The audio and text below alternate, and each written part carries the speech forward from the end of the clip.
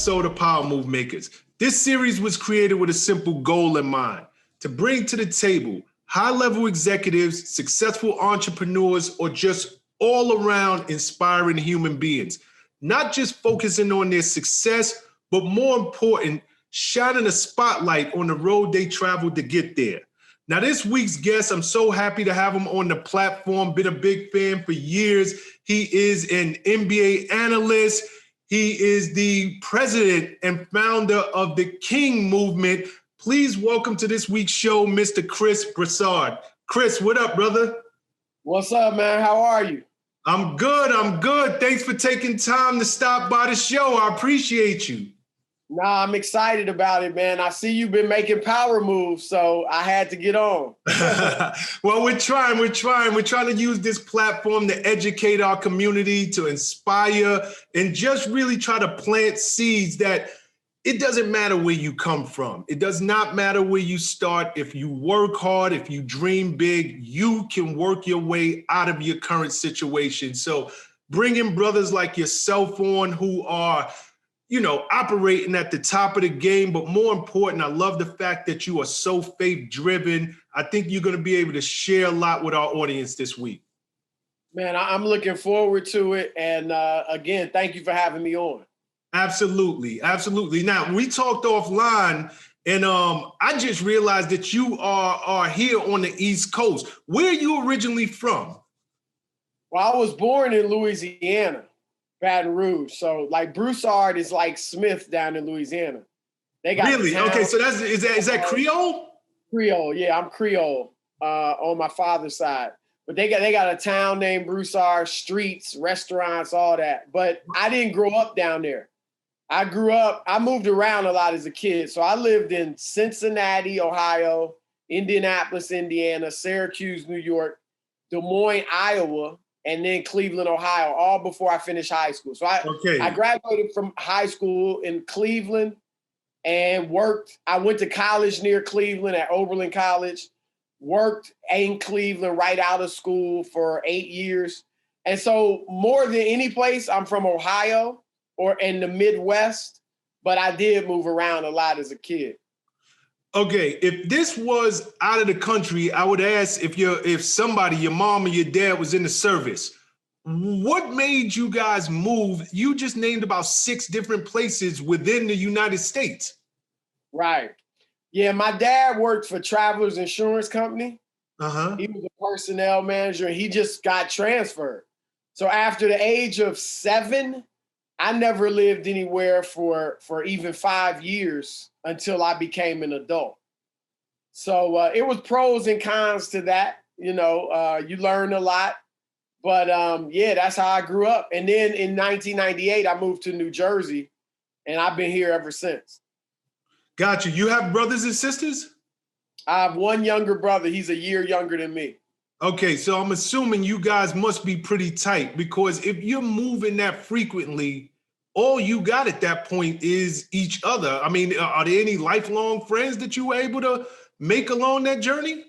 Yeah, that's a great comment and very perceptive of you. I think some of the pros, some of the advantages of moving the way I did was that it did make your family close. Because as you said, when you initially get to a place, that's all you have. Yeah. So don't get me wrong. I mean, we fought all the time, me and my brother. You know how it is. Older brother, younger brother. But we are very close. Our family's close. It taught me how to interact with different types of people, people from various different backgrounds.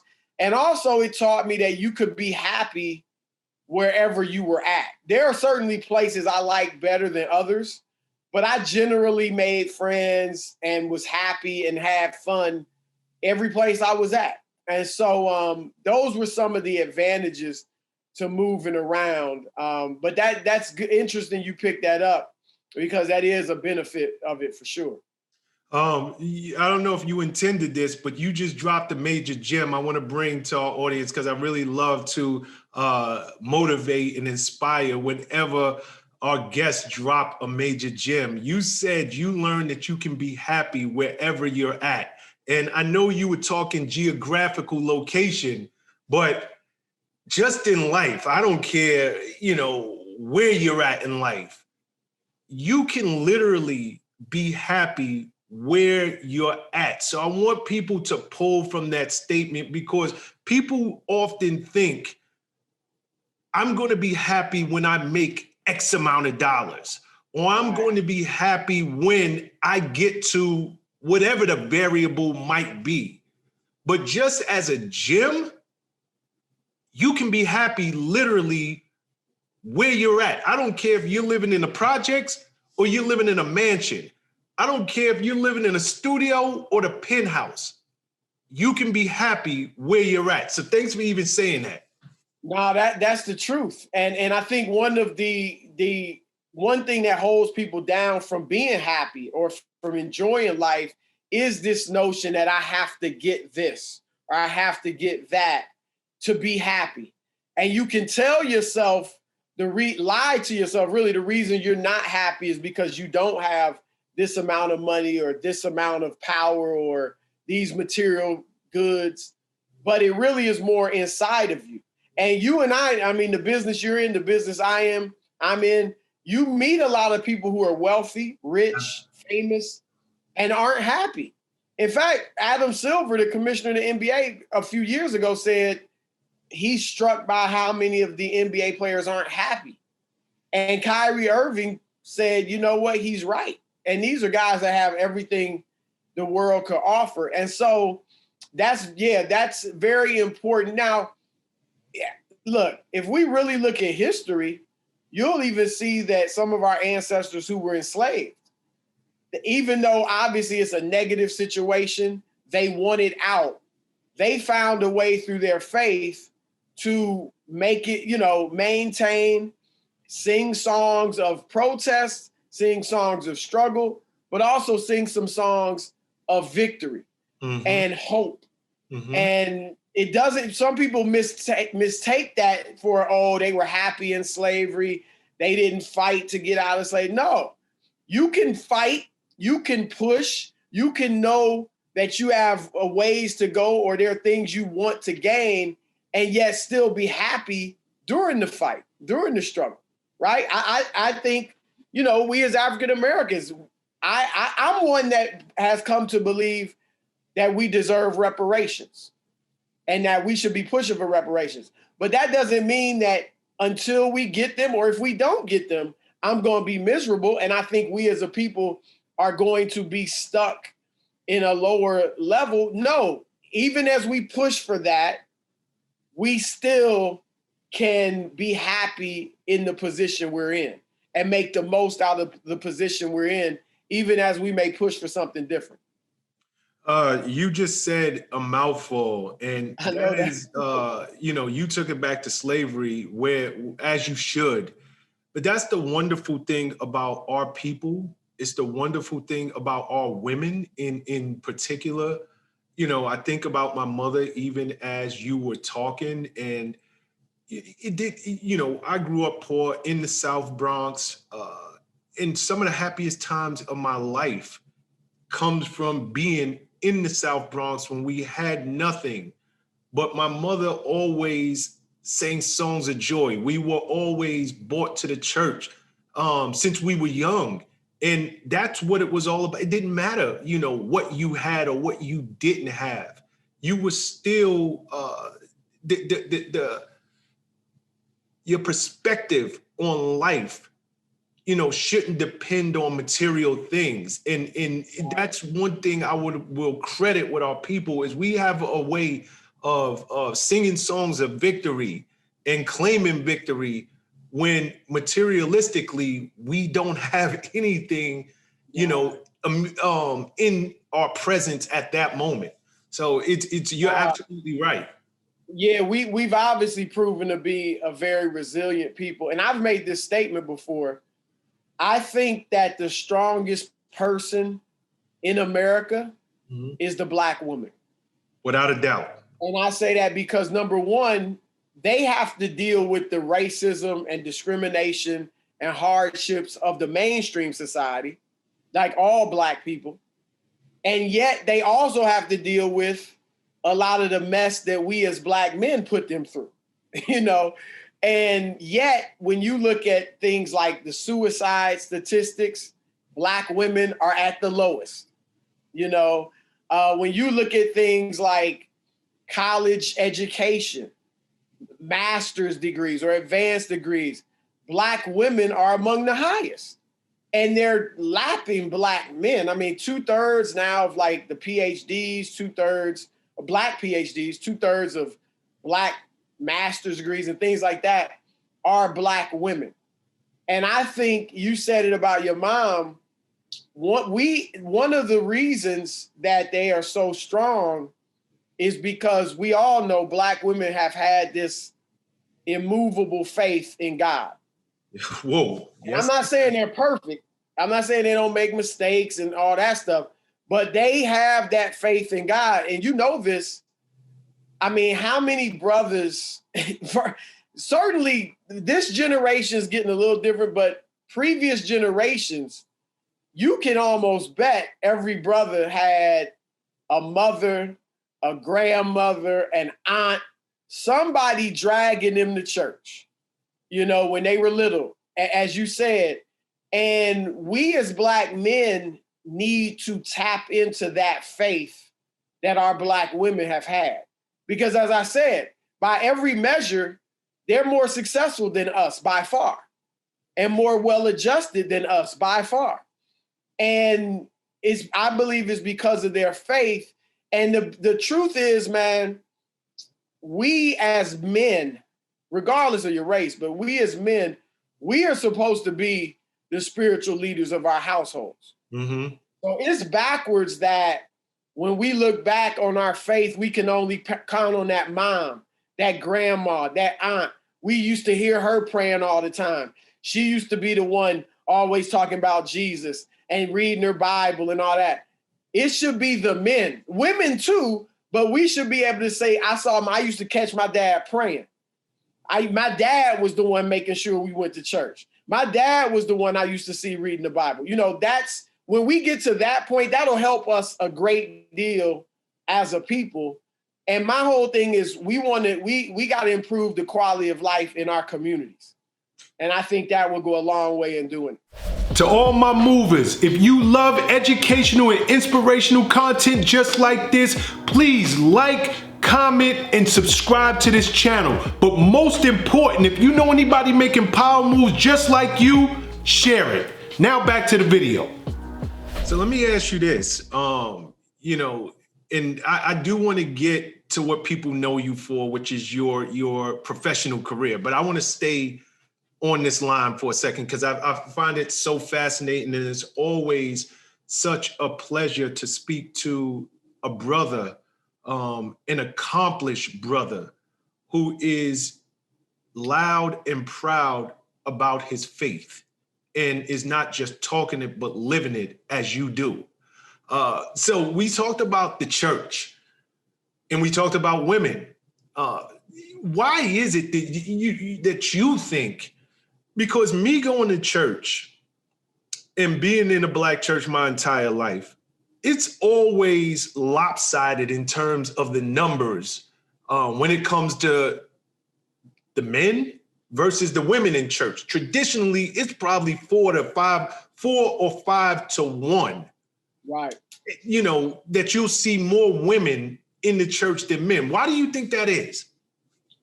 Yeah, I think there are a lot of reasons. One, I think in America, or in the West, as we call it, Christianity as a whole, regardless of race, has been somewhat feminized. But you can multiply that by many times over in the Black church in particular. All right. And as you said it, there are estimates that 80% of the quote unquote Black church is female. And I think there are many reasons for that. One, let me say this. We are not presenting the gospel in the right way. And I'm generalizing. Obviously, some individuals are doing a great job of it. When you say we, what are we talking about? I'm sorry to cut in, but I want to be specific. When you say we, which we? We as the Black church. Okay. Black Christians, Black churches as a whole. And I know there are many Black churches that are doing a great job of it, but as a whole, because when you look in the Bible, you don't see a dearth of men. You don't see a lack of men. Now, you see women of God, of course, but you see strong men of God. It's never like God can't find any men, or where are all the good men of God, where, it's women doing everything. So that tells me right there, we're not presenting the faith in an appropriate way, or otherwise we wouldn't have this big lack of men and this lopsided imbalance that we do have. So I think if you look at our churches, a lot of times there's a hyper focus on emotionalism.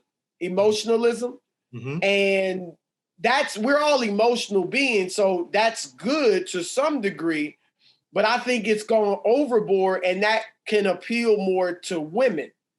Whereas you look at it's not that Black men don't want spirituality, because you look at groups like the Nation of Islam, the Black Hebrew Israelites, they have men. They have more men than women.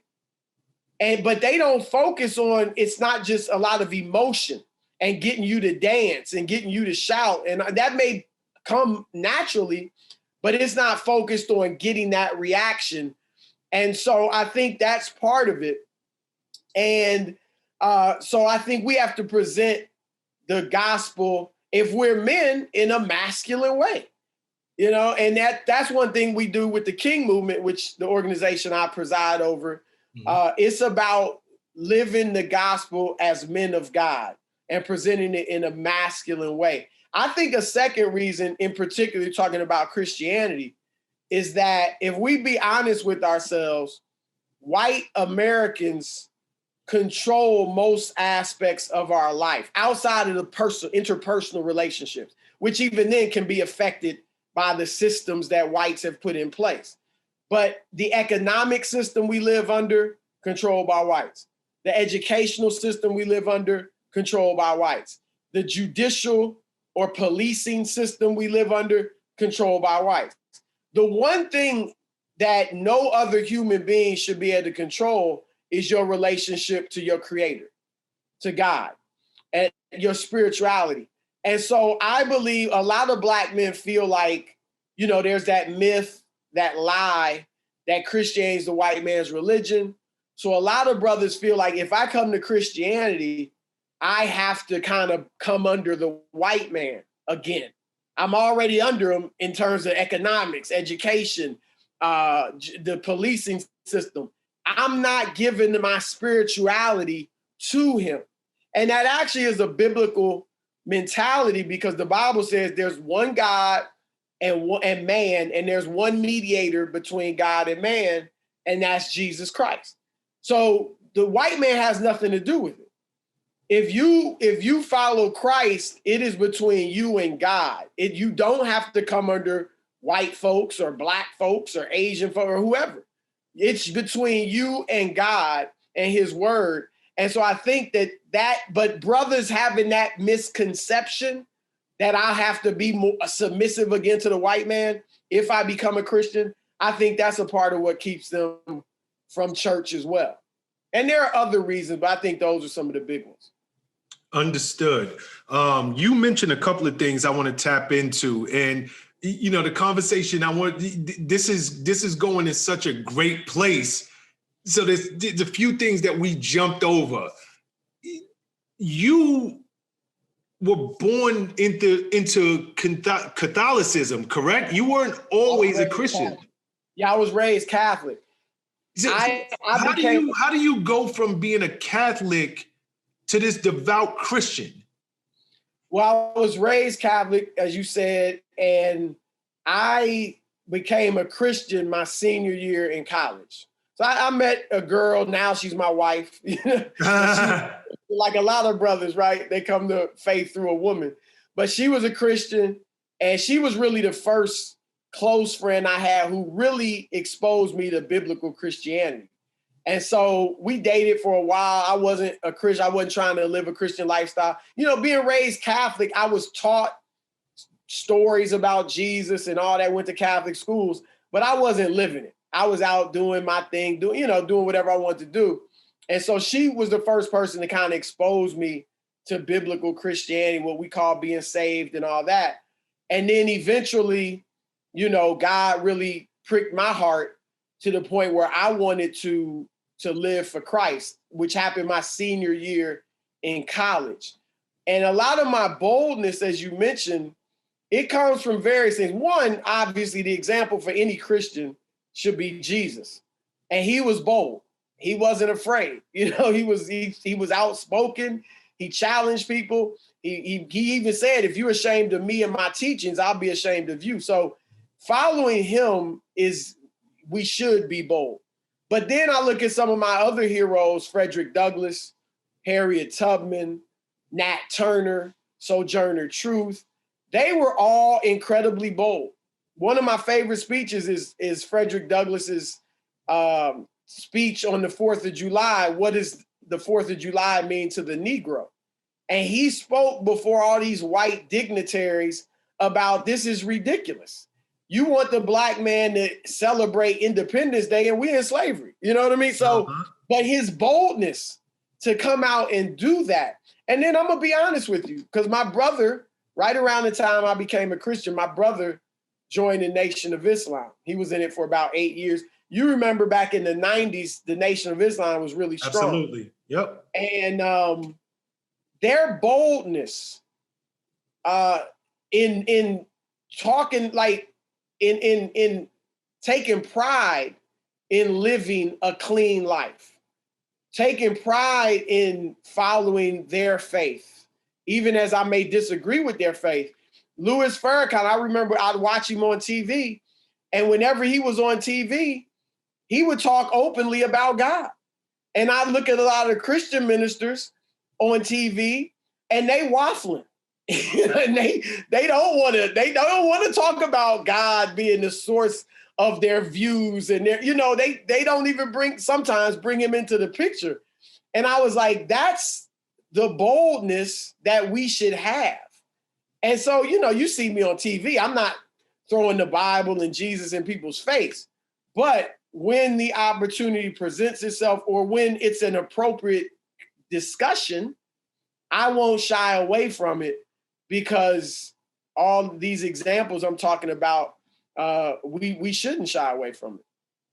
No, I don't believe that we should. You know, and you have a quote that I would love to read it, but just going off the top of my head, you said something to the effect of, God didn't bring me this far for me to leave him out.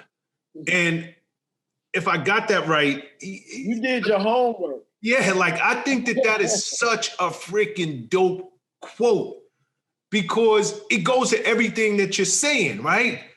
Boldness, bringing him into the conversation where you can. Right. I think that that's something, because we live in a world where everything, especially the word of God, is challenged. Everything is challenged. We live in cancel culture, and even before cancel culture as we know it has come into play, they would take in anything related to God out of the schools. You know, it was almost a sin to you know, going into the workplace and mention it. So now just hearing you speak, I think that is great to understand your psyche of being bold. And you shouldn't want to, or you should want to, lift Christ's name wherever you can without the fear of repercussion. So I think that that's so great on your part. Oh, well, thank you. But in that quote, like I said, man, you did your homework. I was actually another brother who's very successful. I won't mention his name, but very successful, was writing a book, or he was doing his, you know, it was going to be his book about his life. And he was interviewing writers to write his book. And it was myself and a couple other guys he interviewed. And he was a man of faith, and we were talking about it. And that's where I first said that. I don't even remember what exactly his question was, or maybe he asked me about me speaking out or being bold about my faith. But I said, God didn't bring me where I'm at, lift me up to where I'm at to leave him out. Like, I firmly believe the Bible says the steps of a man are ordered by the Lord, It says every hair of our head is numbered. Like God is intricately involved in every step of our life. And so I firmly believe God has promoted me to the New York Times, to ESPN, to Fox Sports. Like he's lifted me up to be here. And so he ain't lifting me up here to now all of a sudden act like I don't know him. And we know, I mean, how many stories do we hear about an entertainer or somebody who started singing in the church, right? And then they go to the world and they leave God out. And I'm not saying everybody has to sing gospel. I mean, I like R&B and secular music too, but it can't, sometimes you go overboard. You go too far away from your faith and your life can become a mess. And we've seen it happen time and time again. And so I think we need to be cognizant that when we get our promotions in life, we have to remember not to leave God out. You know, like he's blessed us with these things and we shouldn't, you know, forget about him when we get them. Well said. Absolutely. Amen to that. I know you are a father to twin daughters. What is your teaching in your house look like? And I ask you this for a reason. You know, bringing up daughters in the 21st or 22nd century that we're in now, a lot of the values have changed. A lot of, you know, what the world deems as acceptable in terms of women in you know, how they should portray themselves, the values are, so, go ahead, I'm sorry. Remember when, I'll give you a quick example. Remember when Chris Rock said, I don't know, 10, 15 years ago, every man's goal for his daughters is to keep his daughter off the pole? Remember that joke? Absolutely. Like, nowadays, you could get canceled for saying that. You know what I'm saying? Like he really, that's how much things have changed, is that if he said that today, many people might go at him and say that was offensive.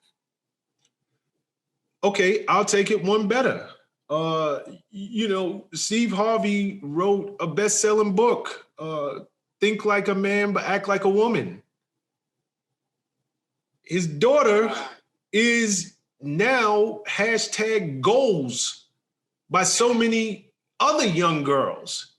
I'm not quite sure that's what he intended when he wrote his book, but it's one thing for a third party, Chris Rock, saying, you know, something that would get him in trouble today, but it's a whole other thing that women are moving man to man and it's considered goals. So again, I ask you, because you have two daughters, like, and you're a man of faith. What does my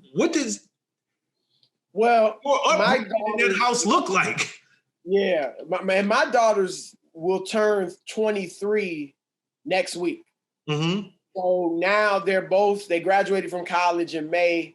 They're on their own. Both are working and living on their own, but they're in the New York area. One's in Brooklyn, one's in Connecticut, and we see them. We're blessed to see them every few weeks, but they are out on their own. But in terms of raising them, our goal, and as you said, I mean, we're a house of faith, you know, and it was my job as the man of the house, the leader of the house, to establish that faith.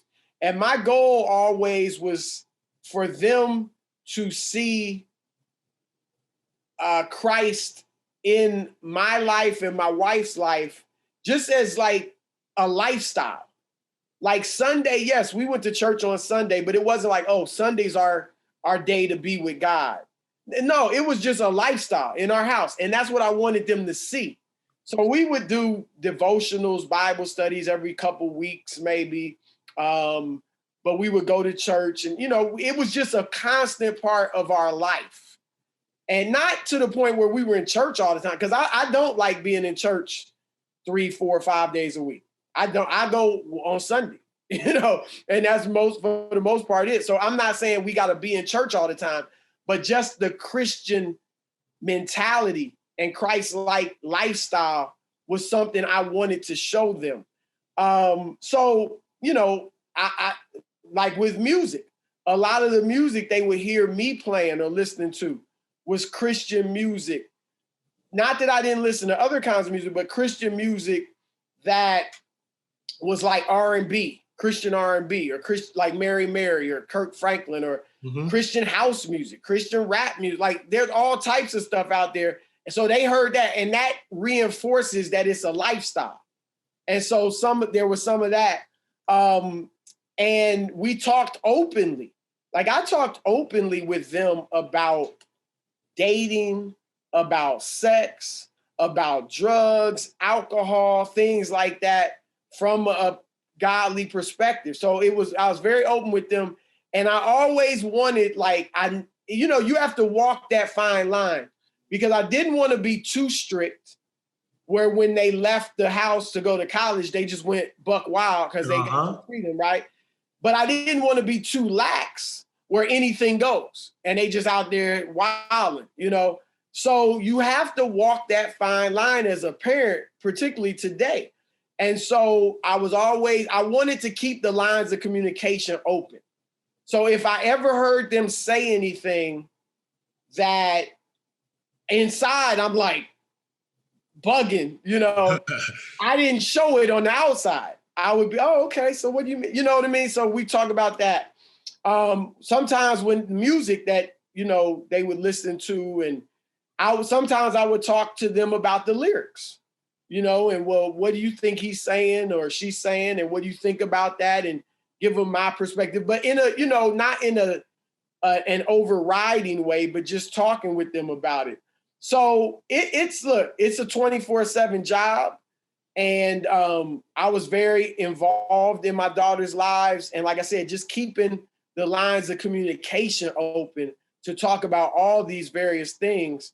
And so that's kind of how, you know, it went with us. And part of what helps me live the life I talk about is knowing that, you know, the example I'm trying to set for them. So they've been hearing me tell them about Jesus my whole life. And if I was out there running around on their mother or, you know, beating up their mother or something like that, that would have impacted their faith. They're like, man, you've been telling us about God your whole life and you was out here sleeping around. And you know what I mean? Like, and so that is one of the things that also helps keep me in line. And a lot of times you hear Christians say, well, don't look at me, look at God, you know, but that's not Paul. The Apostle Paul said, follow me as I follow Christ. So he wasn't passing the buck. Don't look at my life. And I'm not saying we perfect or I'm perfect. We make mistakes, but we shouldn't be, as Christians, we shouldn't be afraid to say, follow me as I follow Christ. You know, and Christ empowers us to live according to his teachings to the best we can. When you make a mistake, you repent for it. You know, I wasn't afraid sometimes to say I'm sorry to my daughters or I made a mistake, you know. And I did spank them. Now, they were good, you know, when they were really little, I don't know, 4 years old, whatever, I spanked them. And they didn't, from that, you know, really, they didn't deserve spankings most of their time, you know, so it was good. But I do believe in, you know, being the authority figure to your children, because there's, you know, and you're the parent, they're the children. And to society, you talk about the change in values, like now they want to act like there's no difference between the parent and the child. And if the child comes and tells you this, they want to do this, they want to be this, you just have to go along with it. No, parenting is teaching your children, molding your children, putting values in your children, and not letting them do whatever the heck they want to do, you know? And so I guess that's kind of how we parented. And today, you know, we got good relationships with our daughters. One of them's here now. And so we've been blessed. We've been blessed. Well, I think it's a huge blessing, number one, for any man to be in their daughter's life. It's always a great blessing when there's a 2-family household. And they get what else I did? A couple things like and today still I'll talk to my daughters or as they've dated men, they've called me or asked me for advice. Sometimes one of my daughters said last week we were talking, she was like, I wanted a man's opinion. I didn't tell mommy this yet, but I wanted a man's viewpoint on this. And that's great to hear, and when they, you built a lot of trust over the years. Right. And they started dating, I let them date at 16, 17, whatever it was, 16, I think. And I wanted them to date. Like I wanted them to not be awkward socially. I wanted them to understand and be comfortable around boys. But I wanted boundaries. You know what I'm saying? But I wanted them to date, but with boundaries. And I would meet the boys, any boys they went out with. I took that boy out to Starbucks or something and talked to him. And like, my daughters, they, just get to know them. Mm-hmm. But we raise our daughters with certain values. They're Christians. And we teach them, that sex is for marriage. And, all this stuff. I don't want my daughters, forced or pressured into doing something they don't want to do. And I thought about it, and not that they were perfect, but I'm just saying, I thought about that. If a father had done that with me before I went out with his daughter, as I was dating his daughter, it would have had a big impact on me. Absolutely. That's why I did it. So let me ask you this, and I know I got you for a limited amount of time. You spoke about the fact that you and your wife, y'all been at it for a very long time. She introduced you to Christianity. You also spoke of, in other words, leading by example. You're a person, you got a pretty cool job. You spend a lot of time on the road. You're around very successful athletes. This is just, your immediate circle. My question for you is, how did you manage to stay so disciplined when out on the road? You're a Kappa. I think you went the wrong way, but you. Let me guess, you a Q? Nah, a Sigma. Okay. You definitely went left, but I'll forgive you for that.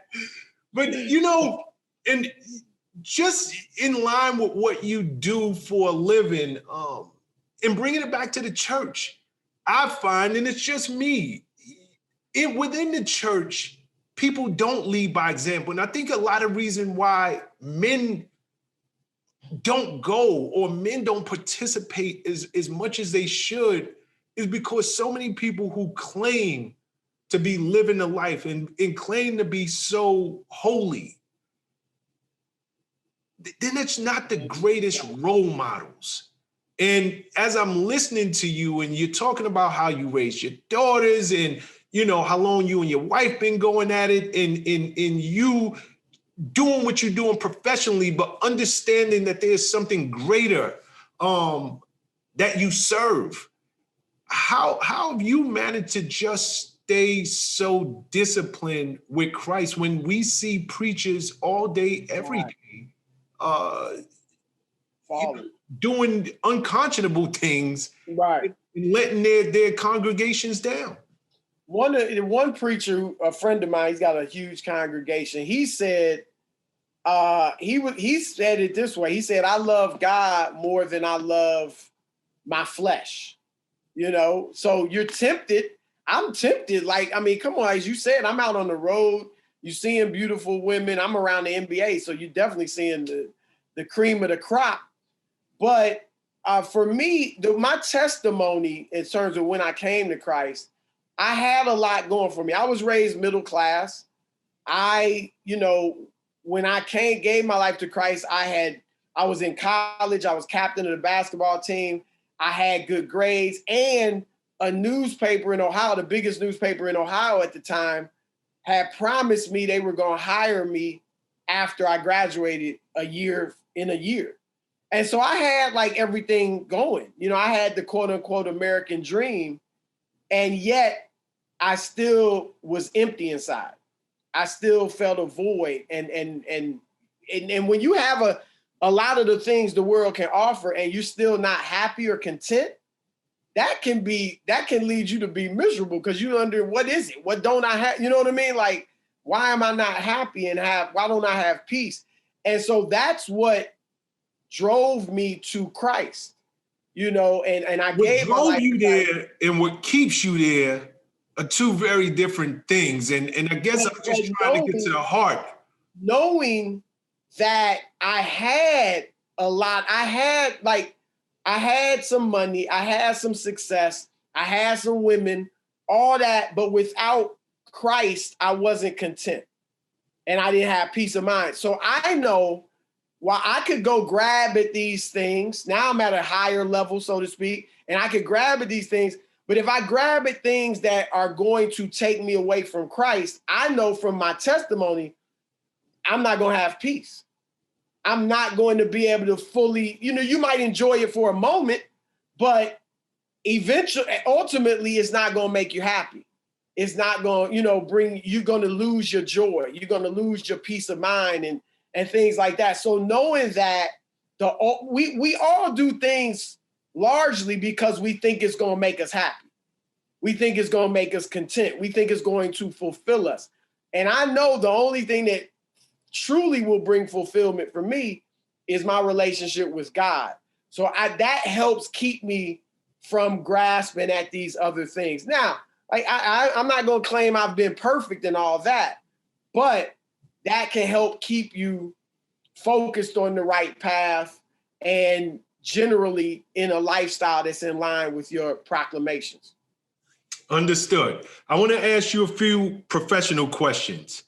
I know you covered Cleveland Cavaliers before coming to ESPN, where many people know you, and I know now you're at Fox Sports 1. LeBron James, and this is just a question I want to know. I often used to fight with one of my frat brothers and colleagues, Reggie Hunt. He thinks LeBron James is the greatest player of all time. I say different. Where do you stand on this?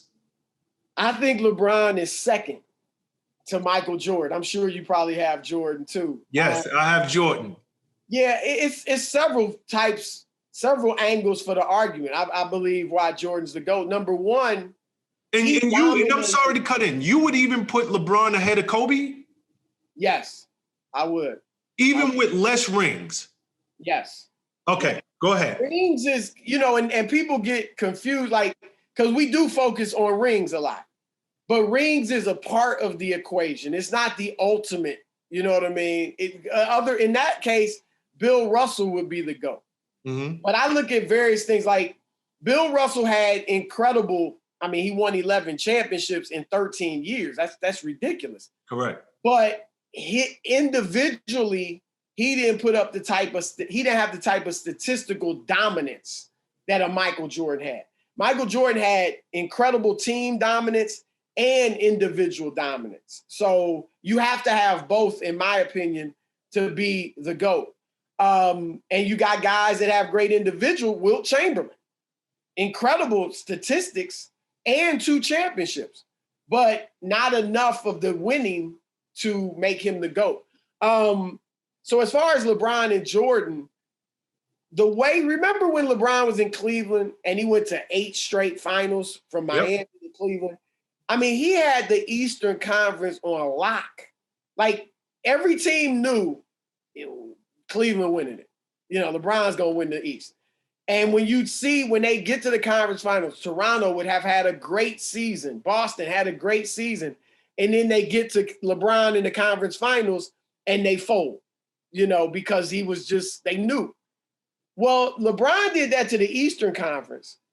Michael Jordan did that to the entire league. Exactly. He put the whole league on lock, not just the East. All right. That's number one. Number two, Jordan did not have any weaknesses. There was no weakness in his game. Awesome defender, awesome scorer, awesome jump shooter. Shot the three. I mean, people might point, oh, look at his three-point percentage. First of all, it was the same as Kobe Bryant's. So it wasn't horrible, okay? But back in that day, people didn't emphasize the three like that. If Jordan were playing today, he would shoot the three a lot more and shoot it a lot better. But the fact is, at that day and time in that game, not being a terrific three-point shooter or shooting them a lot was not a weakness, okay? So his foul shooting was tremendous. He could finish. Like, there was nothing he couldn't do. LeBron, no, he was a powerhouse. He was a powerhouse. And as great as LeBron is, there are weaknesses I can point to. One is a small one, but it's not a small one, but it's foul shooting.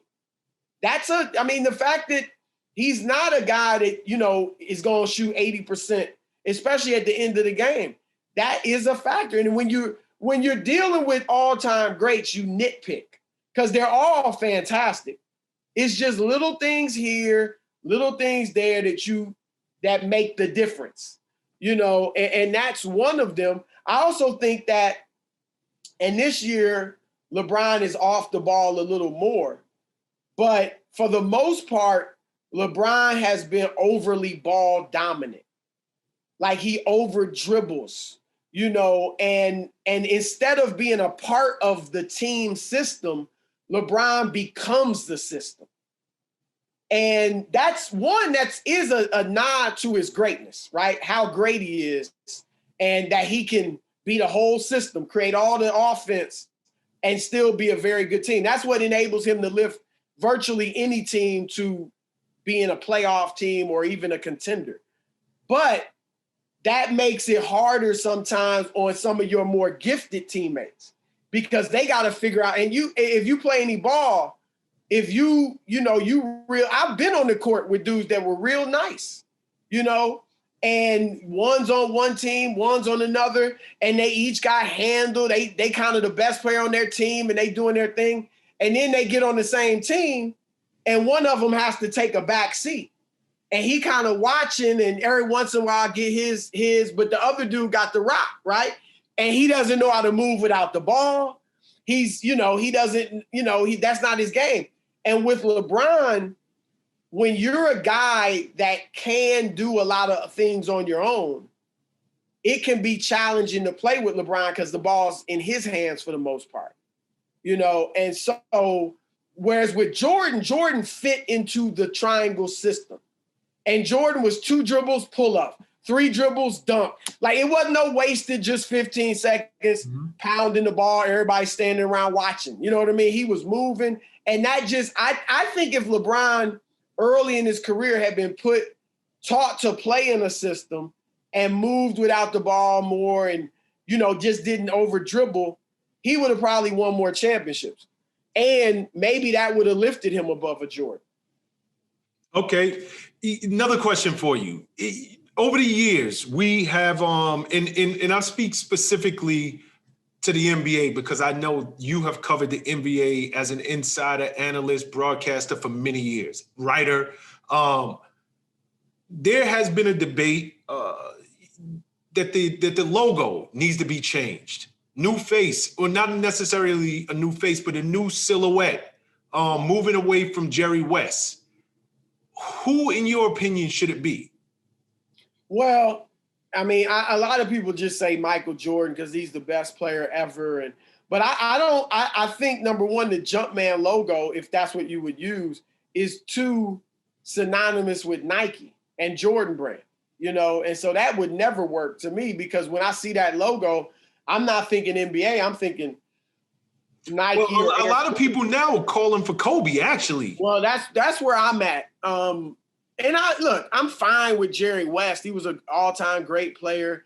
I'm not been out of shape. Some say, well, he was a white dude and the league is dominated by brothers. I get that, but I'm not, Jerry West is cool and I'm fine with him. But I do agree with Kyrie Irving that I would like to see it change to Kobe.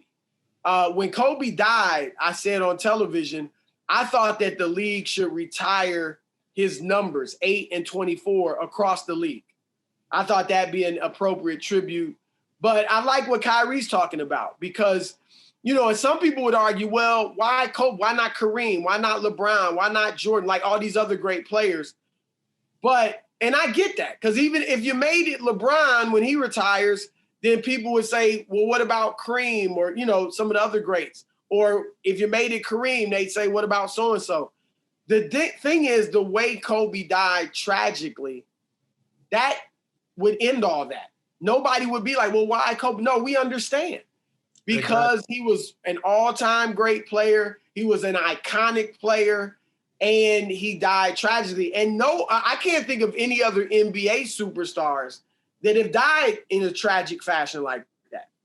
And so I think that would be a great way of immortalizing Kobe, to have him be the logo. It doesn't have to be the best player all time.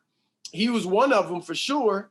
And I think that would be enough. So I heard some people say every time if it was Kobe, every time they kind of saw the logo, it would, remind them of the tragedy. But the fact is, we all remember, we all know what happened.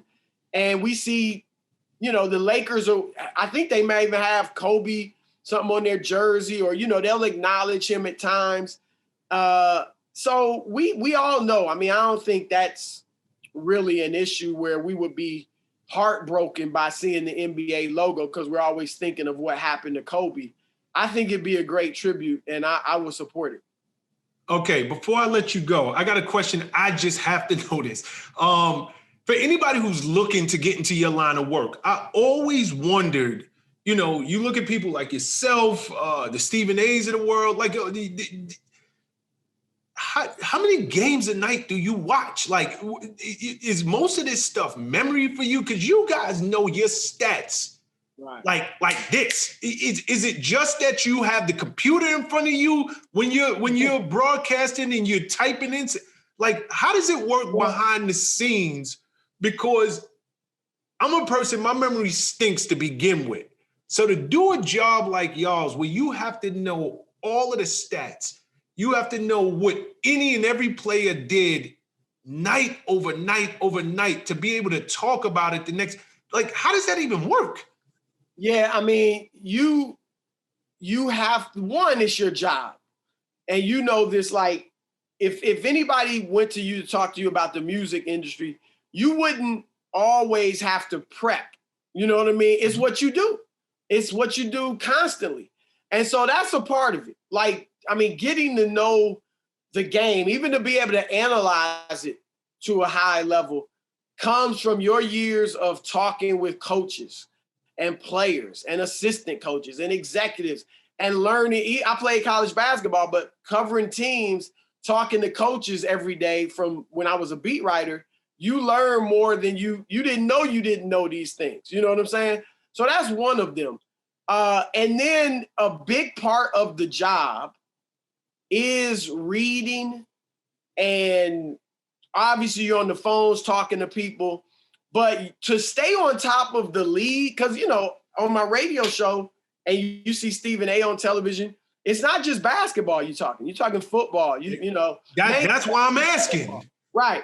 And so a big part of the job is at our level where we're commentators and we're paid to give our opinions. A big part of the job is watching games. So yeah, I got League Pass and I'm watching a lot of different games, but also doing a lot of reading. And because I'll be honest, it would be very difficult. All these jobs, like these TV shows where you have the debate shows or even national radio shows where we talk all types of stuff. It would have been, they didn't have those in the 80s. And they didn't have, national radio wasn't as big in the 90s. It was mainly local sports radio shows. And part of that is because you didn't have the internet and you didn't have access to all the teams all over the league. And so you generally had a general idea of what was going on, but you couldn't read the papers and the stories in all these different parts of the country. You couldn't watch as many games. You know how it was. You didn't have you didn't have access to all the games. Exactly. So most of the stuff was local on sports talk radio. They're talking about the local teams in New York, the local teams in Chicago or whatever, because that's mainly what they were seeing. I don't think 30 years ago, you could have done a show like First Take or Undisputed because they wouldn't know as much because you couldn't read everything about the teams all over the country, and all that. So that's a big part of it too. And then we do have research staffs that will help us out. I like to do my own research for the most part because that helps me remember it when I need it. But we do have research staffs that when you need, hey, like there's a talk now. I was talking about Joel Embiid on TV earlier today. He's got 5 40-point, 10 rebound games this year. The rest of the league has 4 combined. Now that's something research gave me and others who are saying it. You know what I'm saying? So you have access to statisticians that will give you the stats and stuff too. And so that's a part of it as well. Chris, I appreciate your time, brother. I could talk to you all day because there's so much more. You know what? Let's go. I'm on TV in a little while. Let's go. 3:05. Let's go a little long because I'm enjoying it too. And I know we haven't even touched the surface. No, we haven't even touched the surface. In terms of the sports side of things, and even as you were just now sitting there and talking, because I'm telling you, for me, it's mind-boggling, for real. Like how you can retain this much information. But I want to talk to you, or I want to have you speak to anybody who's looking to get into your profession. People see you now; they see you today. Can you give us an idea of what the journey looks like to get to where you are today, to even getting on TV? Is this something that is done immediately, or do you have to work your way up as a writer? Well, most of us that you see on television, myself, Stephen A. Smith, Skip Bayless, Jamel Hill, Michael Smith, Tony Kornheiser, Michael Wilbon, we all start, Adam Schefter, Adrian Wojnarowski, we all started as writers. And what happened was they began putting writers on television for their information about the teams and the leagues. And those that had good information and those that were comfortable or had some charisma in front of the camera eventually morphed into being full-time television. Rachel Nichols started as a writer like the rest of us. And now I haven't written a word since I've been to Fox Sports. I don't write anymore. I just do TV and radio. So we did start as writers. I would say on the path, number one, do the best you can do in school. That's number one. Stop there. Is school necessary for what you do? Yes. It is necessary. Unless you are some superstar athlete. I mean, think of all the people you see on television. They all graduated from college other than maybe the superstar athletes, a Charles Barkley, a Shaquille O'Neal, and Alex Rodriguez doing baseball. The normal human being, you generally graduate from college and you study journalism. You don't have to necessarily study journalism, but if you know that's what you want to do, study journalism or broadcast journalism or something like that. So yes, college is necessary. Now, I will say this. When I came out of school in 1990, you had a few paths to get into this field. You either graduated and went to a newspaper, a magazine, a television station, or a radio station. That was it. If you didn't get into one of those 4, then you were going to have trouble getting into this profession. Okay, have times changed because part of it, technology? Yeah, technology changed it. Because like back in my day, if you applied for a job, they would want to see clips, whether video of you doing your thing or writing what you've written. And there was no way to get those back then other than working for an outlet, a media outlet. So if you weren't working for a media outlet, then you were in trouble. Now, because of technology, this show, everybody can get their own YouTube channel. You can start a blog. You can start a website. You can do a podcast. And those are ways you can, one, gain experience, and two, even have clips or examples. If you were to apply to, say you wanted to apply to BET, you could send them clips of your podcast, you know, and what you've done and how you interview people and all that. So they would get to see that. So it has democratized things, technology, in that there are other ways to get in. Or if you start a website, if your website is so tight and is popping so much that you really start getting a high number of visitors and get, you know, advertisers and stuff, an ESPN or BET or some bigger outlet might come to you and want to buy your website. Or they might want to hire you to work for their website. Or one of the leagues, the NBA, if you get a certain number of hits on your blog or your website, then you can then go to a league and say, hey, I did 100,000 viewers a month, you know, unique viewers, new viewers a month. And maybe they'll say that's enough to give you a credential to start going to games and covering the team. So now that doesn't happen for all people. It doesn't happen for most, to be honest. That's what I was about to ask you. It's just another, it's like, remember Master P and them selling their albums out of the trunk. Absolutely. Now that don't work for everybody, but it worked for a few of them, and they were able to make it big, and the big, you know, companies wanted to come and make a deal with them or buy them or whatever. It's the same thing in this business. This is essentially, if you start your own podcast, blog, website, that's essentially you selling your albums out of the trunk. And if you get so big and so popular, then you actually have a door into the quote unquote mainstream. Got you. Okay, so I'm looking at you, I'm talking to you. This is a 25, 30-year journey you have been on.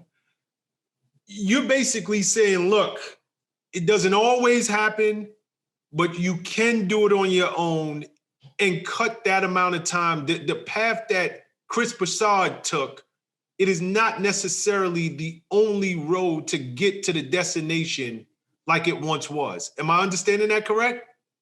Well, it's just different because now, like I said, there were only a few ways to get into the business when I came out. And now there aren't as many newspaper jobs as there used to be. You know, newspapers don't have as many writers as they used to have. But there are these other outlets for you to get into. So I'm saying just with the change in times, the way you get into the business, there are other ways for you to get into it than when I was coming out of school. What I would say is necessary is to go to college. Now there may be, I don't know, is there one person out there that didn't graduate from college or even go to college that's doing it on this level? Maybe. I can't think of one, but maybe that's not an athlete.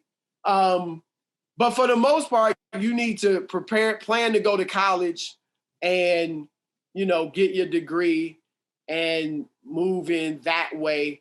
But, you know, we see kids making money off the internet. You know this. YouTube, MC battles, they making money off. If you get a certain number of viewers, you can make money off of that. So that just gives you another opportunity. But if you're young and you know what you want to do, like I would say to a teenager that knows I want to be like Chris Broussard or Stephen A. Smith or whatever, you can start your own, these various platforms and get comfortable in front of a camera. Compare what you're doing on your show to Stephen A. or Skip Bayless or Shannon Sharp or whoever, and what you see them doing. You know, hone your speaking skills. I used to write articles and compare them to what I saw in the newspaper. I watch a game on television and write about it and then compare my story to what I saw the next day in the newspaper. So there are various ways you can do it like that too. And it's competitive, as you can imagine. And so you have to be on top of your game and you have to work hard and really grind. Okay, so my last question to you then. Yes, it's very competitive. There are a lot of people in school right now who are journalists, are majoring in journalism. They love sports. They want to follow in your footsteps. But I'm noticing there are more and more professional athletes that after they leave the game, they're taking a lot of those slots. And I would assume for the networks, that works better because this is a person that the public already knows. Do you feel like there's even more pressure on people who are looking to be the next Chris Broussard? I mean, yeah, that you're not only competing against you, but you're competing against a guy who might retire 2 years from now, and he's looking to sit in front of the camera and be that analyst or be that broadcaster. Well, number one, that's always been the case. You know, Frank Gifford played pro football. You remember Frank Gifford Monday Night Football. Absolutely, Kathy Lee's husband. But was there as many as it is today, though? Well, it wasn't because there weren't as many outlets, right? There weren't as many shows. You know, you didn't have cable. We going back before cable television. Absolutely. So there always was a high number of athletes, you know, relatively speaking, you know, as there are today. I hear you because you do hear that sometimes from writers that, hey, the athletes are taking all the jobs, specifically a lot of Black athletes, because a lot of shows, they'll have a white guy that didn't play, right? And then the brother on the show had to play, right? You know, so there is some of that. But look, the bottom line, man, it's competitive in general. And we're in New York, but let's go to Cleveland, Ohio. You got 3 teams, the Indians, the Cavs, and the Browns. You've got 3 television stations, and you basically got 2 newspapers, Cleveland Plain Dealer and the Akron Beacon Journal. And those are the jobs. So it's a competitive field. You know, not every city has all these teams like New York and, you know, all these different, you know, papers like New York. And even then, because of it's so much more people, it's still very few opportunities. Correct. So everybody's not, and I hate to say it, but I like keeping it real. Everybody's not going to be on ESPN. Everybody's not going to write at the New York Times. You know, everybody's not going to have their own show. I have my own radio show. I've never had my own television show. You know what I'm saying? So it's a competitive business, and you just have to, what I say to young people, because there's a lot, like you said, coming out of school. So many are focused on, I want to be the next Stephen A. Or I could be up there with Stephen A. I got my opinions. I know the game. And you can be so it's good to have goals and ambitions, but don't be so focused on getting to ESPN that you don't excel where you're at. You see, if you're a high school kid, if you're in the South Bronx covering high school sports in the Bronx or in New York, and you like, man, I want to cover the pros. I want to be at ESPN. I want to be at the New York Post, whatever. The way for you to get to the Post or get to the ESPN or cover the pros is to dominate your high school beat. Write the best high school stories. Break the most high school stories. That's when you move up.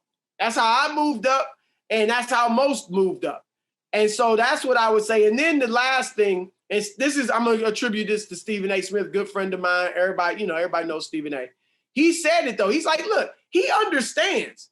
He's just on television giving opinions. And I'm on television and radio giving an opinion. And you got an opinion.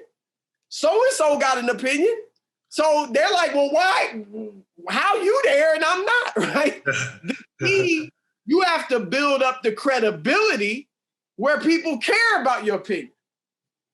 They care what Stephen A. Smith said. They want to hear what he's going, because he's built up. He covered the league, the NBA for so long. He's wrote a column in Philadelphia about all the sports. I covered the NBA for 26 years. I've, covered some football, covered some baseball. Like, we've built up credibility where people, they've seen us on TV talking about the sports. We know the athletes. We've talked to the coaches. So we have the credibility. And that's where you said the athletes. People have been dissing, I don't know if you've seen it lately, dissing Shaq. Oh, Shaq ain't breaking down the game, and Barkley, they don't break up. But so what? They were awesome players, and that gives them credibility. They've been where you and I haven't. They've been in the locker room to hear the Game 7 speech. They know what the butterflies are like before you go play a must-win playoff game. Shaq knows what it's like, what it takes to win championships. That's credibility. And so that's the difference. And so young writers, broadcasters, you got to build up that credibility. So if you do get on an ESPN or whatever, people care. You know this man in music. I mean, it's a ton of dudes that can rap. Most Def said, the best rapper is a local cat, right? It's all these dudes that can rap, but only so many have credibility and have made them, everybody that raps can't make a great song, and all that stuff. So it's similar in that regard. Well, I want to end it here. I know you got to go, but you just... We will do a part 2, man. I'm telling you, we'll do a part 2 because it's been fun. I'm going to hold you to that, Chris. Real talk. You just dropped another gem that I want to bring out to our audience. He said, I know everybody wants, let's just call it, get to the league. Whatever your league is, you want to get to the upper echelon of your industry, but you have to dominate where you're at. Right. Everybody wants to jump the line. Everybody thinks that I'm a boss. Nobody wants to be a worker. Everybody wants to be a chief and don't want to be an Indian first. In order to be a great leader, you must be a great follower first. Learn your craft. Dominate where you're at. I love that. Chris Broussard, where can people find you at? I'm on Instagram at Chris Broussard68. I'm on Twitter at Chris_Broussard. Anybody wants to email me, real talk, I'll respond. Hit me at king@kingmovement.com. And let me say this. You brought up the King Movement earlier. Yep. We're having a men's conference, Shawn, March 19th and 20th. It's virtual. All right. And it's going to be, we got Hall of Fame athletes. We got Tony Dungy. We got Brian Dawkins, remember, defensive back in Philadelphia. Absolutely. Hall of Famer. We got Ben Watson, Super Bowl champion, Greg Jennings, Super Bowl champion, Brandon Marshall, all-pro wide receiver, now on Fox Sports 1, First Things First. We got Allen Houston, Clark Kellogg. And then we've got pastors, we've got scholars talking about, all of them black. There's a couple Hispanic and one white scholar, but talking about things like finances, being a husband and a father, diversity, like this racial justice, the fight for racial justice. Talking about even we talked about Christianity, dispelling the notion that Christianity is a white man's religion by talking about Christianity in Africa before slavery and before colonialism. And so we're going to have all of that. It's going to be tremendous. We got rappers, we got steppers. So it's virtual. And I would recommend it for whether you're a man of faith or not. I mentioned finances. We can all learn about finances. We've been talking about sex, being responsible sexually, and all that stuff. So you can register at kingsummit.org. Kingsummit.org. It's March 19th to 20th, and it's virtual, like I said, so you can watch it on your computer or whatever. And so I just wanted to put that out there. It's going to be great. And you know this, man. We talked about improving the quality of life in our community. We gotta have strong men. Our sisters are doing it, but we ain't gonna be a strong people without strong men.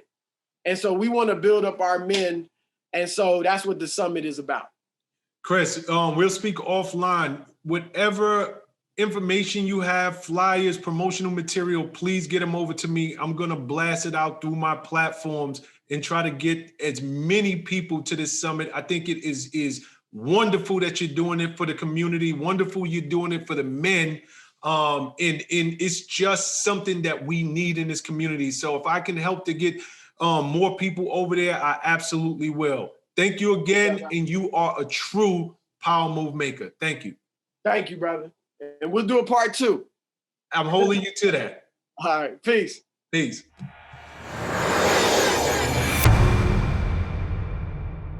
What's up, guys? Thanks for sticking with me to the end of the video.